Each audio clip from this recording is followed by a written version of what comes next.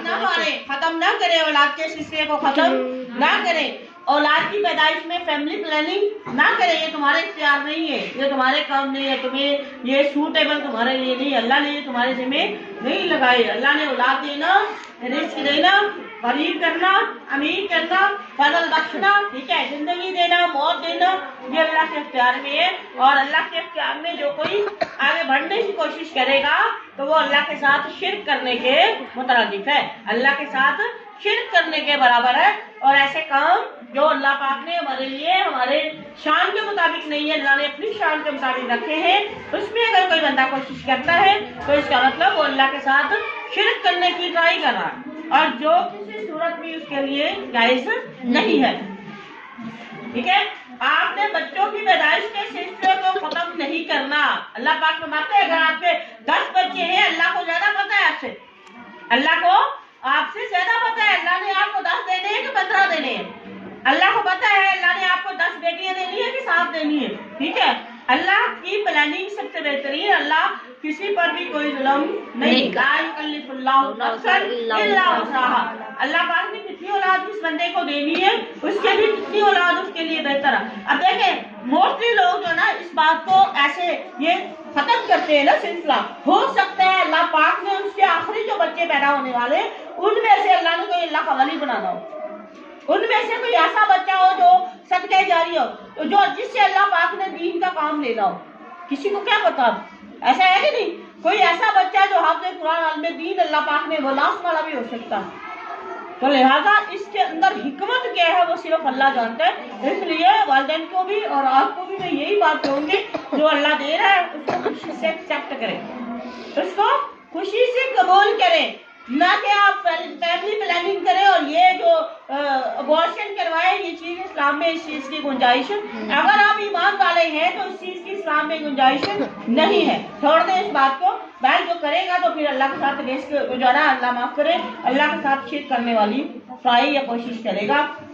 نحنو، اللہ پاک پھر فرما رہے کہ آپ کو ٹینشن کس بات کی ہے، نحنو ہم، نرزقہم، نرزقو ہم رزق دیتے ہیں، ہم روٹی کا انتظام کرتے ہیں، ہم ان کے رزق کا انتظام، روزی کا انتظام ہم کر کے بھیجتے ہیں، بچہ جب دنیا میں پیدا ہوتا ہے اللہ پاک اس کا رزق لکھ دیتا ہے، سمجھ آئی، جب بچہ دنیا میں آتا ہے وہ اپنا رزق ساتھ لے کے آتا ہے، اللہ پاک اس کا رزق لکھ دیتے ہیں، اس کی عمر لکھی جاتی ہے، اس کا نیک بخت اور بدبخت ہونا بھی لکھ دیا جاتا ہے، ٹھیک ہے۔ تو ہم دیکھیں نا جب یہ اللہ کے فیصلے ہیں تو یہ انسان کی ٹینشن کی بات نہیں ہونی چاہیے، جتنے بھی الحمدللہ بیٹیاں ہیں الحمدللہ، بیٹے ہیں الحمدللہ تو بھی الحمدللہ، دونوں ہیں تو بھی الحمدللہ، اور کوشش کریں جو بندہ اللہ کی یعنی اللہ کی دی گئی نعمتوں پر اللہ کا شکر ادا کرتا ہے تو اللہ پاک فرماتے ہیں میں اسے اور دیتا ہوں، ٹھیک ہے۔ کیا اگر تم اللہ لئن شکرتم لازیدنکم، اگر تم شکر ادا کرو گے میرا تو میں تمہیں اور دوں گا، ٹھیک ہے، اور دوں گا اور عطا کروں گا، لہذا اللہ پاک فرماتے ہیں ہم جو بچے پیدا کر رہے ہیں، ٹھیک ہے، جو بچے دنیا میں آ رہے ہیں ہم ان کا رزق کا انتظام کرتے ہیں، وَإِيَّاكُمْ، اور والدین کا بھی کہہ دیا تمہارے حصے کا وہ رزق بچے نہیں کھاتے، وَإِيَّاكُمْ، تمہیں بھی ہم رزق دیتے ہیں، اِنَّا بِشَکْ قَتْلَهُمْ، ان بچوں کے سلسلے کو ختم کرنا، ان کو ابورشن کروانا، ان کا جو ہے وہ نظام یعنی گیپ رکھنا، ٹھیک ہے، ان کو دنیا میں آنے کے راستے ان کے لیے بند کرنا، اللہ پاک فرماتے ہیں ان کو قتل کرنا کانا ہے خطأً، کیا ہے خطأً، کیا ہے یہ غلطی، خطا ہے، غلطی ہے، گناہ ہے، کبیرہ، بات بتا رہی ہے بہت بڑا گناہ ہے، بہت بڑا گناہ ہے، جو بھی ایسا کرنے کی کوشش کرے، جو بھی ایسا کرتا ہے تو اس کا مطلب کیا ہے، اولاد کے سلسلے کو ختم کرنا بہت بڑا گناہ ہے۔ وَلَا تَقْرَبُوا الزِّنَا، اور آپ نے زنا کے قریب بدکاری نہیں کرنی، سوچنا بھی نہیں ہے، وَلَا تَقْرَبُوا، اور آپ نے قریب بھی نہیں جانا، کس کو کہا ہے، ایمان والوں کو کہا ہے، زنا ٹھیک ہے، اِنَّهُ زنا، بے شک یہ زنا گناہ ہے، فاحشہ، کیا ہے یہ بے حیائی ہے، فحاشی ہے، ٹھیک ہے، وَسَاءَ، اور برا ہے، سبیلا، راستہ، ہاں شادی شدہ کے لیے بھی آپشن اللہ پاک نے رکھ دیا اور ان میرڈ کے لیے آپشن ہے، اگر اسے لگتا ہے کہ وہ ایسا شادی نہیں کرے گا یا وہ گناہ میں پڑ سکتا ہے تو اسے چاہیے کہ وہ شادی کر لے پہلے، गुनाह से बचने के लिए बेहतर है कि निकाह कर लो। अगर उसको पता है कि मैं गुनाह कर सकता हूँ, मैं आजकल के हालात और माहौल के मुताबिक मुझसे गुनाह हो सकता, जिना का काम, बदकारी का काम हो सकता, अल्लाह माफ़ करे, तो उसे चाहिए कि पहले वो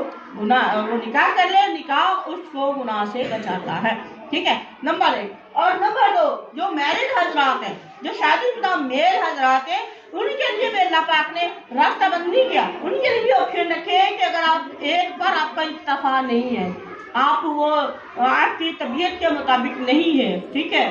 आपको चाह है, ख्वाहिश है, जरूरत है, तो अल्लाह ने 2 भी रखी है, 3 भी रखी है और 4 भी रखी है। अल्लाह पाक ने मर्दों की फितरत को अल्लाह पाक जानते हैं, ज़्यादा जानते हैं, क्योंकि उन्होंने अल्लाह ने पैदा किया है, इसलिए अल्लाह पाक ने उनके लिए 4 ऑप्शन रखे। कितने? 4। अल्लाह पाक ने कुरान पाक में क्लियरली बताया कि जो कोई पसंद करे, जो पसंद है आपको, उनमें से आप 2-2, 3-3, 4-4 आप एक ही वक्त में 4-4 बीवियां रख सकते हैं। 7 शर्त लगा दी अल्लाह की कसम, और शर्त देख ले फिर वो ये है कि यहाँ काला है तो यही भी काला है,